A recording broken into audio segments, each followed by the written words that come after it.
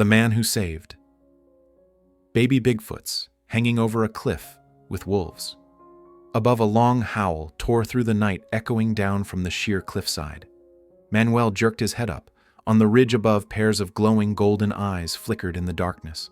A pack of gray wolves, hungry, spectral, moving as silently as ghosts, peered down from the edge.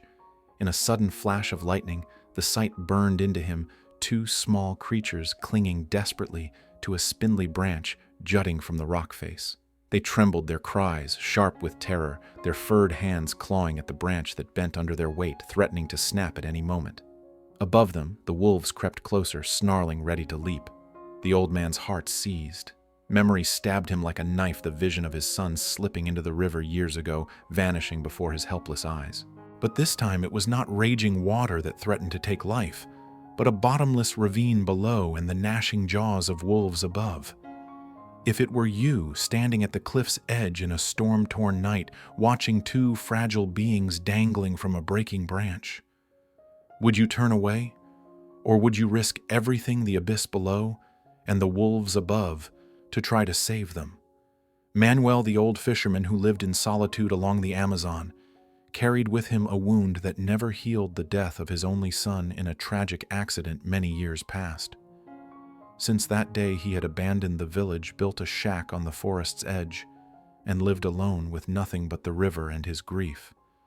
Tonight, the great storm had passed, leaving a bruised violet sky, a forest drenched in rain, and eerie howls rolling down from the mountainside. On his way back to the shack after checking his nets, Manuel heard a cry so frail, so piercing, woven into the chorus of wolves. He drew closer to the cliff's edge and looked down. And there it was, fate knocking once more, two small creatures clinging to a breaking branch, their dark eyes gleaming with desperation in the dim light. Part 1. Life or Death Decision. Manuel stood motionless at the cliff's edge. Under the pale moonlight after the storm, he could see clearly the two small beings hanging in midair. They clung to a spindly branch jutting from the sheer rock face. The limb creaked and cracked with each gust. In another heartbeat, it would snap, and then both would plunge onto the jagged rocks below. A long, mournful howl rolled across the mountain and made him shudder. Manuel looked up. Pairs of yellow eyes flashed in the dark, a pack of gray wolves gathering. They growled, fangs glinting, edging closer to the precipice step by step. If the two fell, the wolves would swoop down like a tide of starving devils. The two young Bigfoots trembled, eyes wide. Their cries cut the night, choking weak, half the sound of children, half the sound of young beasts. That cry drove straight into Manuel's heart. Memory surged, his son falling into the river years ago, floundering in the flood eyes, pleading before vanishing forever. He felt himself back there again, powerless, watching loss swallow everything. His whole body shook, cold sweat beating despite the mountain chill. A voice screamed in his head, "Don't be foolish, Manuel. You're old. One slip and you'll be smashed at the bottom of the ravine. Leave them. Don't repeat the same mistake." But then another voice rose deeper in his chest, louder than the wolves' howl. "If you turn your back this time, you will watch two children die before your eyes. Can you bear that haunting once more?" Manuel clenched his fists. He looked into those dark, desperate eyes and knew he had no choice. He unwound the coil of rope he'd carried back from checking his nets, tied one end around his waist, and anchored the other to a nearby tree. His aged, veined hands trembled, but every knot he set tightened his resolve. He took a long breath and let himself down. His feet groped for purchase on the slick rock. His hands gripped every crack and jagged hold. Each step downward stretched his body taut as a drawn wire. The wolves' howls hovered above like a threat. He drew closer. The two small creatures looked up, terror filling their faces. One was nearly gone. Its claws had started to bleed from desperate gripping. "Wait for me. Don't let go." Manuel rasped, his voice lost in the wind. He reached, straining his whole body, and at last seized a tiny wrist. It was cold and shaking, but still warm with life. He squeezed and hauled. The branch shrieked once more and then splintered away, plunging into the abyss. In that breathless instant, Manuel managed to enfold both of them in his arms, holding them tight with hands that shook but would not release. Above, the wolves howled, furious that their prey had escaped their teeth. Clinging to the rock, Manuel pressed his back to the ledge, gasping, cradling the two fragile lives against his chest. He knew he had just played a move from which there was no turning back. Between the abyss and a pack of wolves, sometimes the thinnest choice can buy a life. And often the source of our strength is not raw power, but the grief we have already endured. Part 2. The rescue on the cliff. Manuel pressed his back tight against the freezing rock wall chest, heaving breath ragged. In his arms, the two small beings trembled violently, their eyes shut, tight furred hands clutching his shirt, as if letting go would mean vanishing forever. Above, the gray wolves snarled, their guttural growls echoing down into the ravine. Their claws scraped the stone golden eyes, shifting back and forth, tracking his every movement. The whole pack waited patient and merciless for him to falter.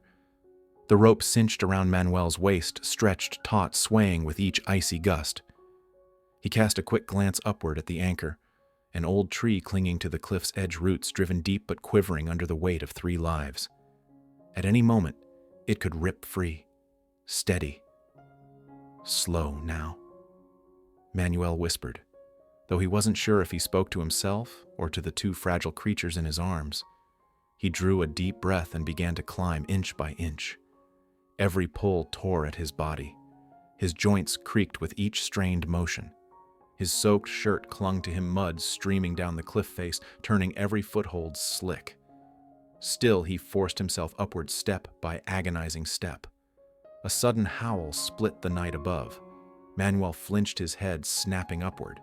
The largest wolf of the pack now stood at the very edge. Its head lowered, ears pricked, lips curled to reveal fangs gleaming in the moonlight. One leap was all it needed to bite the rope or strike him the moment he surfaced. Cold sweat streamed down his wrinkled face. He knew climbing higher meant throwing himself into the wolf's jaws. But if he stayed where he was, his strength would give out. Below was the abyss, bristling with jagged stone. Above, the wolves waited. A faint whimper pulled him back. One of the little Bigfoots opened its eyes, staring at him with dark, glistening orbs. That look, trembling yet pleading, seemed to ask, "Father, will you let us go?" Manuel ground his teeth. No, he would not let go. Not ever again. He shifted, wrapping one arm around the small bodies, his other hand clinging to the cracks in the rock. Every muscle in his frail frame screamed with effort. The rope groaned under the strain, singing against the stone. One step, then another. His nails split and bled. Stones tumbled into the abyss below, clattering like a death toll. Still he clung tighter, dragging all 3 of them upward, piece by piece. Above, the wolves grew restless. Their howls rose frantic. They split to either side, seeking a way down. One lunged, slipped, nearly plunging into the depths, then snarled in frustration. Manuel clenched his jaw and summoned the last of his strength. His trembling hand gripped the lip of the cliff. With a final roar, he heaved his body and the 2 children over the edge. His chest burned, lungs ready to burst, but at last they collapsed on the wet ground, safe for the moment. He lay gasping, clutching the little ones tight. They sobbed weakly, burying their faces into his chest, their cries broken with exhaustion. In the distance, the wolves circled, still, golden eyes blazing in the darkness. They hadn't retreated, but neither had they dared to close in. In the heart of the forest night, a silent standoff began, the predators circling their prey, and an old man with 2 fragile creatures clinging fiercely to life. There are moments when danger closes in from every side, the abyss below, beasts above. Yet if you hold on to even one reason to keep going, you will find a strength greater than your limits. Part 3. The Fire in the Cave. After escaping death by a hair's breadth, Manuel knew he couldn't stay near the cliff another moment. The wolves still prowled, golden eyes shifting in the dark, their howls rolling down like an endless threat. Clutching the 2 small beings tightly, he groped along the rock face. At last, not far ahead, he found a small cave split into the mountainside. With no other choice, Manuel slipped inside, dragging the little ones with him. The cave was damp and cold, heavy with the scent of wet earth. He set them down on a flat stone and knelt, fumbling through his coat. By fortune, the bundle of dry twigs he always carried in the forest had remained untouched by the rain. His veined, trembling hands struck the flint. Sparks leapt, caught on a scrap of dry grass, and soon a flame bloomed. Golden light spilled across the walls, filling the cave with sudden brightness. Outside, the howls still echoed, but within these stone walls, the fire transformed everything. Warm, safe, a fragile oasis amid the deadly night of the jungle. The two small creatures huddled close together, blinking at the flames. One sniffled its hollow belly, growling audibly. Manuel reached for the cloth pouch at his side, drew out a strip of dried fish, held it briefly over the fire, then tore it into small pieces. He offered it forward. At first they shook their heads, eyes wary. But hunger overcame fear. One stretched out a hesitant hand, took the morsel and chewed slowly. The other followed suit. Soon both were devouring the food, their eyes softening with each bite. Manuel watched in silence, throat tightening. The scene felt achingly familiar the stormy nights long ago when he roasted fish for his son. The boy's image rose before him, clear and sharp, cutting into his chest. Yet this time the pain was not torment. It transformed into a strange warmth, as if life had granted him the chance to be a father once more. The smaller child finished eating, eyes fluttering, and rested its head against his knee. Manuel stiffened, ready to pull away, then stopped. He let it lean on him, placing a trembling hand gently on its shoulder. A fleeting moment, but for him, it was rebirth. The fire crackled, casting the shadow of 3 figures on the cave wall, a gaunt old man and 2 tiny creatures pressed close to him. A strange tableau, yet brimming with the warmth of family. Sometimes we do not know what we truly need until we have lost everything. And sometimes in a cold cave deep within the forest, the fire of compassion flares again, enough to warm a heart thought extinguished long ago. Part 4. The Bigfoot tribe appears. Outside the cave, the night had not yet lifted. The moon hid behind thick clouds, leaving the sky a dull shade of violet gray. The wolves' howls still thundered, echoing off the cliff walls like death knells. Manuel sat inside, clutching the 2 small beings wrapped in a rough blanket. He knew the truth. Once daylight came, the wolves would not relent. They never gave up once they had caught the scent of prey. He tightened his grip, feeling the fragile, trembling heartbeats against his chest.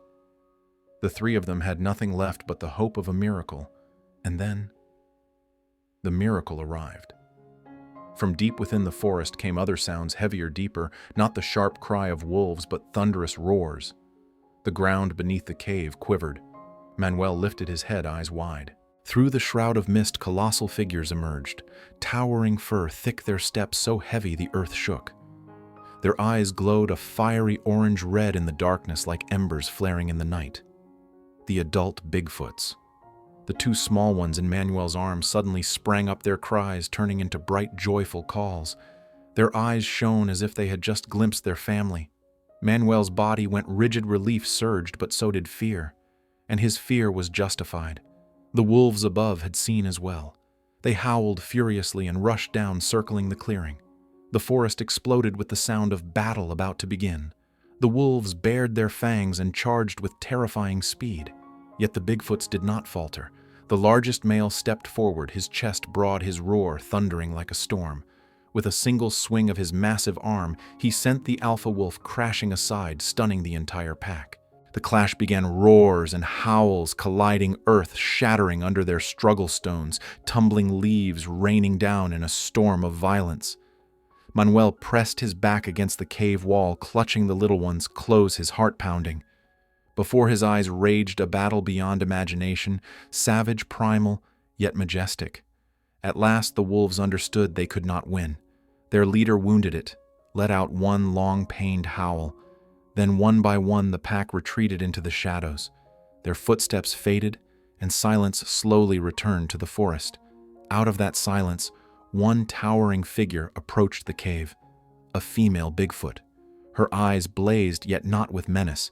She lowered herself, extending a massive arm. The 2 little ones in Manuel's grasp leapt toward her, clinging tight, filling the night with joyful cries of reunion. Manuel stood frozen still, clutching the rough blanket. He braced himself for death, believing they would punish him for holding their young. But instead, the female stepped closer.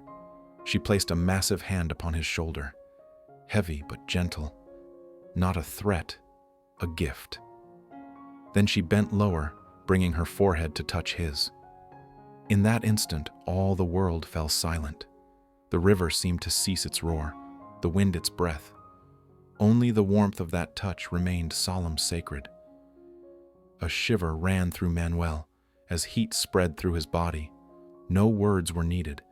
He understood this was a ritual of gratitude, a blessing, a silent thank you from the Bigfoot tribe. Tears filled his eyes. Manuel nodded weakly, trembling.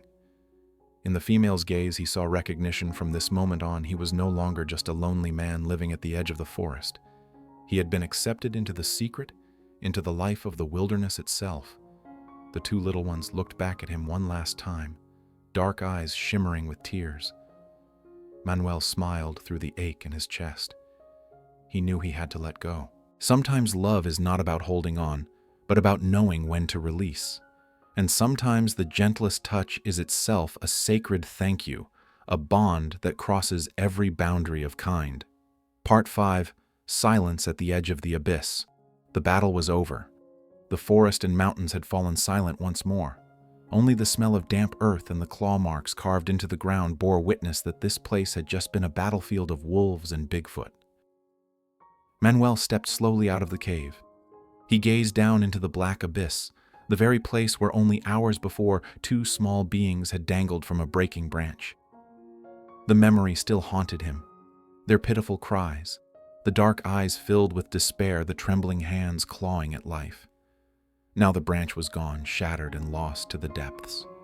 But the children had been saved. They were back with their family. Manuel sank onto a large stone at the cliff's edge. His trembling hand opened, revealing a small object resting in his palm, a crude little ring woven from grass. He could not recall when it had been placed there. Perhaps in that final moment when the little one looked back before running to its mother. The ring was fragile, tender, destined to rot away with time. Yet to Manuel, it weighed as heavily as stone.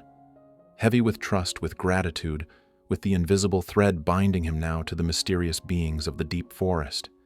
He lifted the ring to his eyes. Dawn had broken. Light streamed through the woven grass, casting a faint glow across his aged face. Tears fell, but not of loss this time, of renewal. He whispered, voice, hoarse yet warm, in the deepest abyss. Only compassion is the rope that pulls a man back. His words drifted into the void, echoing faintly down the chasm like a silent vow. Manuel sat quietly, letting the morning wind comb through his silver hair, letting the chatter of birds, their first song since the storm, fill the stillness. All his life he had dwelt in the shadows of loss, yet here at the cliff where death had prowled, he had found something unexpected hope. And that hope had not come from men, but from two small outcast creatures who had once cried for rescue at the edge of the abyss. Some wounds can only be healed by reaching out to save another, and sometimes the thing that pulls us from the depths is the love we choose to give. The sun finally rose. Morning light pierced through the gray clouds, spilling into the valley still drenched from the storm. Mist rose from the ground, mingling with the sun's rays, turning the forest into a canvas, both ethereal and still. Manuel remained seated at the edge of the abyss, the small grass ring resting in his hand. He lifted his gaze toward the direction where the Bigfoot tribe had vanished. For a fleeting instant, he thought he saw two tiny figures glance back, their dark eyes glimmering in the dawn. A faint smile spread across his weathered face. He no longer felt alone. The pain of losing his son was no longer a burden, but a strength, the very strength that had driven him to reach out and save life, instead of turning away. A voice, steady and resonant, seemed to rise from within him. In the deepest abyss, compassion is the only rope that pulls a man back. There are moments when the smallest act is enough to bridge two worlds, and sometimes miracles are not born from legend, but from a heart willing to open. The dawn's spread wider birdsong filled the air. The red river, the deep valley, the dark forest, all now bathed in light. If this story touched you, leave a comment with the city you're watching from. Rate the story from 0 to 10. And don't forget to subscribe to Bigfoot Tales for more stories. Stories that just might change the way you see the world.